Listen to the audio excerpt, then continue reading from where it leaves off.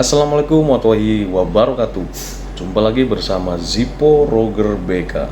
Oke, pada pertemuan kali ini saya akan membahas terkait bagaimana cara membuat planning atau perencanaan tanggap darurat ya di suatu perusahaan.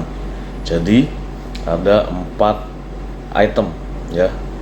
Perencanaan prosedur tanggap darurat dapat dikatakan sebagai upaya penanggulangan guna mengurangi dampak kerugian yang mungkin terjadi ya, seperti kecelakaan yang menimpa karyawan, kerusakan aset, terhentinya kegiatan operasional ya, dan juga kerusakan atau pencemaran lingkungan. Nah, keadaan darurat seperti kebakaran, banjir, gempa bumi, tersengat listrik, atau terkena tumpahan bahan kimia memang bisa terjadi kapan saja dan tidak terduga ya, Maka dari itu setiap perusahaan wajib memiliki prosedur perencanaan tanggap darurat dan para karyawan harus diberi pelatihan simulasi saat keadaan darurat ya.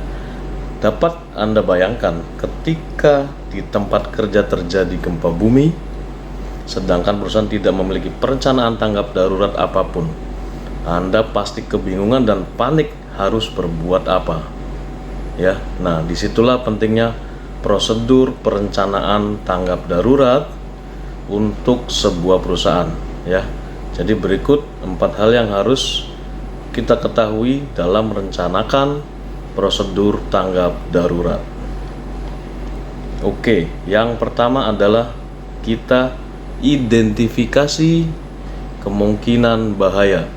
Jadi kita perlu mengetahui area mana saja yang bisa menimbulkan potensi bahaya ya.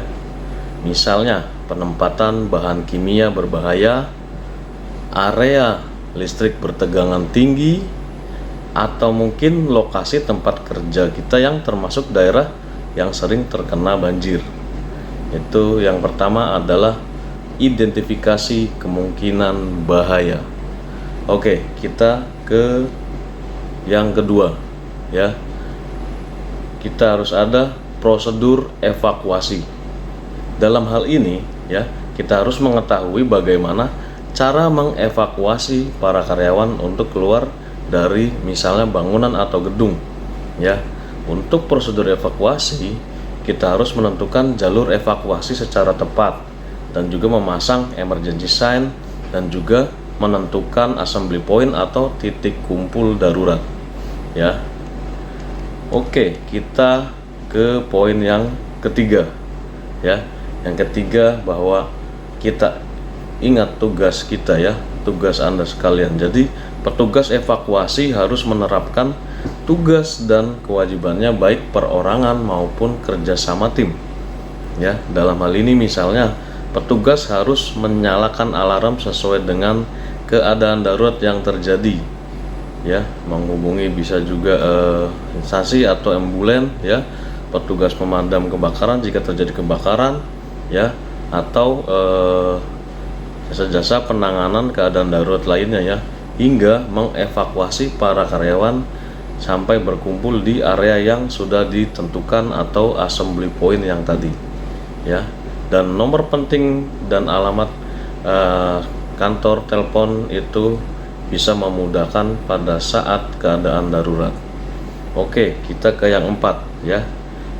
Itu biasanya adalah sistem alarm atau alarm sistem ya. Jadi para karyawan juga harus peka dengan berbagai suara alarm yang ada di tempat kerja. Nah, biasanya alarm akan mengeluarkan bunyi berbeda sesuai dengan masing-masing kondisi ya, seperti keadaan emergensi, evakuasi ataupun aman ya. Pada kondisi darurat diperlukan proses pelaksanaan penyelamatan secara teknis dalam waktu yang singkat ya. Jadi seperti itu.